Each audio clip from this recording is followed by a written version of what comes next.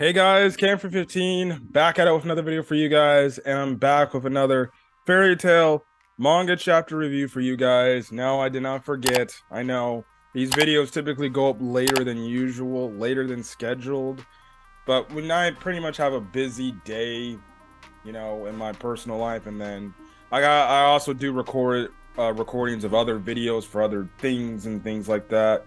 Um, it kind of gets tedious and everything. So sometimes I do forget to talk about these things right here and there. So yeah, that's kind of you know the thing. This week's manga chapter for our the most recent fairy tale manga chapter practically involves Sabertooth versus Fairy Tale again. Now, um, I was thinking like, oh, maybe you were like getting like Grand Magic Games rematch type of thing going on and everything, but no, we just kind of play some party games, I guess you can say. It's weird to say the least.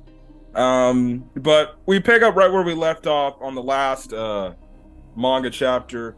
And that is the thing where, hold on a quick second, guys. Hold on a quick second.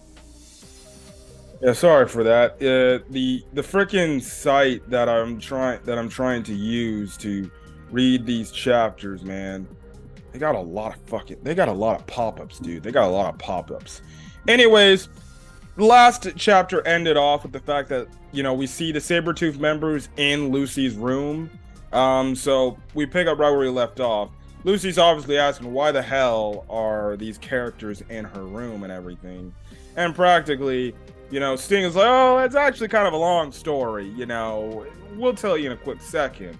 Now, the thing is, we find out that they actually tried to go see the Fairy Tale members a few days ago, but because of everything that happened with the Celine situation and everything, or really, not really, the Alderaan situation with the Wood God Dragon, they had to go to the other continent, and things like that. They were not there in the guild, so yeah, and that's when Lucy was like, "Oh yeah, that's right. That's back when the White Wizards thing was going on." Now Minerva goes on to say, "We thought we were careless, and we were told to wait a few days. Then we went looking for your landlady, and then the landlady just let them in her room, and it's like." What? So you get your typical gag stuff and everything, where, obviously because for whatever reason they're looking through her drawers and stuff like that, they go make a mention of like, the ongoing gags, but the type of underwears Lucy wears, which, because like they hinted at the fact that she wears very like, let's just say very revealing underwears or something like that, and other things like that.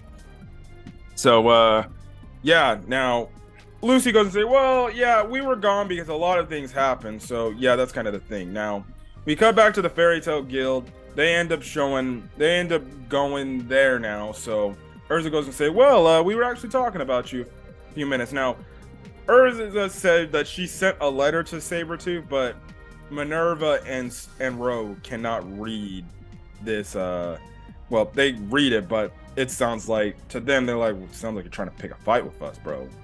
So yeah, now Margrave goes and say, as I recall, Sabertooth has what could be called the greatest library on the continent.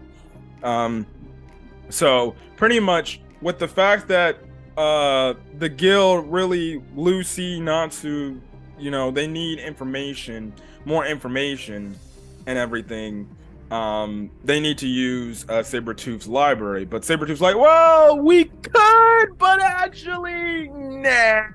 We actually came in to have, or well, at first, Yukino goes on to say, well, we can't do that because the study hall of Sabertooth is not really open to the public. Now, Natsu goes on to say, well, what the hell does that care? We're friends. You just let us in. And I'm just like, yeah, just let him in. You guys are friends now. What does it mean? I'm like, oh, just because it's not open to the public doesn't mean, a guild can't go into your library hall and just, look through your books if they need some information on something. But they go into the whole thing, well, okay, if you want to use our library, you want to get library access, you're gonna have to beat us in a few games. So I was just like, oh, okay, what is it? So yeah, that's kind of the theme there. So they're going to say they're having a 5-on-5 game. I'm like, oh, we're gonna have a 5-on-5 battle. All right, I'm down for that. I'm down for that. We get some rematches here and there with Natsu and Sting. You know, we would get maybe a first time matchup with Gray and Rogue. You could get Lucy and Yukino versus each other, and then Urza versus Minerva. I was like, okay, let's go. We're gonna have this is gonna be a nice, interesting few chapters we're gonna get in these fights, these 5-on-5 fights and everything. Now, Sting goes and says, if you can beat us 3 times, we'll lend you the great study hall of Saber. Now, it's practically just, you know, party games in a way. First one is just like which X seed is more cuter. You know, Sabertooth wins that one because it was Frosh versus Happy. So, yeah, that's absolutely hilarious. The next contest game was a shadow stepping contest, which we got Gray versus Rogue here. Rogue was obviously easily able to dodge, you know, Gray stepping on his shadow because he controls shadows and everything. So, but the thing is, Gray makes, you know, an ice sculpture of Frosh, which Rogue can't step on because it's his partner. So because of it, it has him hesitate, and Gray manages to get the upper hand on Rogue and steps on his shadow. So Fairy Tail wins that matchup.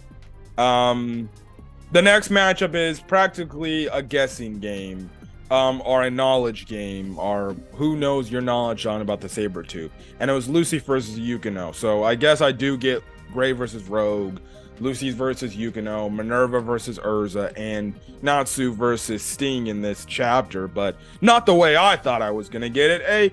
I'll say this. Credit to Majima, he subverted my expectations. He made it actually a pretty comedic chapter, which honestly I did find hilarious.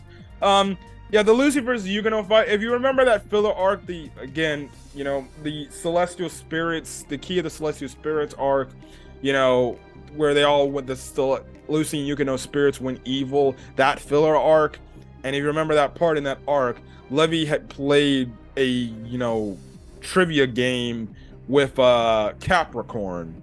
It's something like that. The only thing is this game was about Sabertooth members and things like that, and Lucy wins. Now she wins easily because, you know, she used to be a reporter for Sorcerer Weekly, so of course she would know things about Sabertooth. Shockingly enough, Yukino, she struggled to even get a question out or answer out, which Sting got on her. Like, he's like, dude, how do you not know anything about our own guild and you're in it? And I'm like, hey, sometimes things like that get over your head. Sometimes you just ain't thinking that much, you know, looking too much. You're just enjoying your time in your guild. So yeah, Urza and Minerva, they have a eating contest, and if this has been a main constant thing over the Fairy Tail series, Minerva is, for some odd reason, like a beast of a eater. She can eat damn near everything. So Minerva obviously beats Urza in that department. And then the last match is an arm wrestling contest between Sting and Rogue. They end up using their dragon elemental abilities, but, you know, Natsu just uses his Fire Dragon King mode, and practically he ends up winning, but at the same time he takes out half the damn guild again. So it wasn't, see, Magara made the mention the fact that, oh, we don't have a library anymore, really, because, well, our guild's always been trashed and everything, and it's always been destroyed. Chapter later, Natsu destroys half the Fairy Tail Guild. So the Fairy Tail Guild has been destroyed again. How many times has it been? How many times have the Fairy Tail Guild been destroyed only to be rebuilt again and then destroyed? And I'm not even counting the damn movie, the Phoenix Priestess movie, because in that, you know, the Guild Hall gets wrecked in that movie too. My gosh. They might need to make a damn near steel guild this time.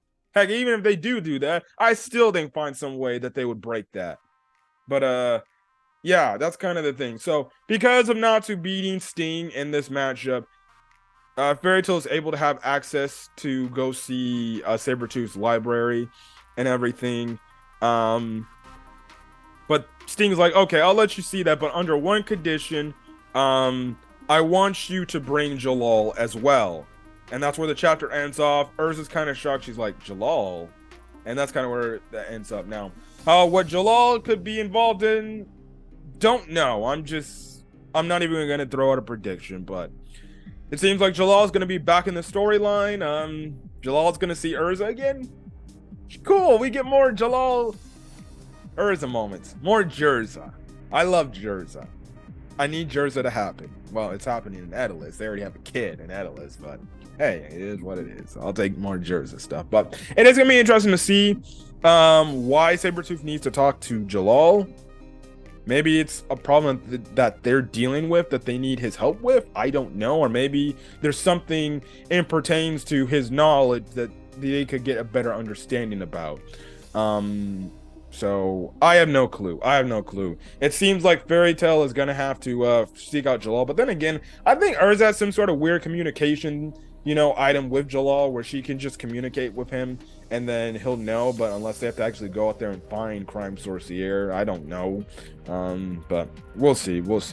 But solid chapter. To be honest, this chapter didn't really do it for me. It was kind of morally one of those chapters where it's kind of those downturn chapters because you want to not only build up going into this next arc that they're going into, but you also kind of want to have a little bit of a cool down. You just can't have all this high intensity chapters we've been getting in the last few weeks.